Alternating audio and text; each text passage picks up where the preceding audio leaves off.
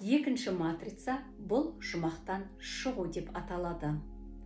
Бұл жерде ана толғатып, оның толғағы 2 сағаттан 12 сағатқа дейін созылуы мүмкін. Бала денесінен әртүрлі гормондар бөліп, мынау жарық дүниеге шығуға дайын екендігі жөнінде анасына белгі бере бастайды. Жатырда жатқан бала шығу жолын іздейді. 3 килограмм балаға 50 килограмм қысым көрсетіледі. Егерде ана өз еркімен толғатып, дүниеге баласын әкелсе, мұндай адамдарда болашақта әртүрлі өмірлік ситуациялардан шешім қабылдай алады.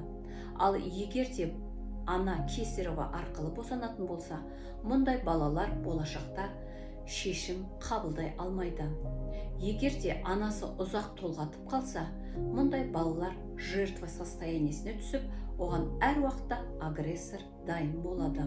Мұндай балалар болашақта әділетсіздікке шағымданатын болады. Егерде анасы тез босанса, мұндай балаларда өмірде тез шешім қабылдап, бірақ бастаған ісін соңына дейін жеткізбейтін болады. Егерде анасы босанып жатқанда қатты қорқып, денесінен адреналин бөлетін болса, онда болашақта мұндай балалар әртүрлі құмар ойындарына, ужас фильмдерге, немесе экстремалды спорт ойындарына тәуелді болады.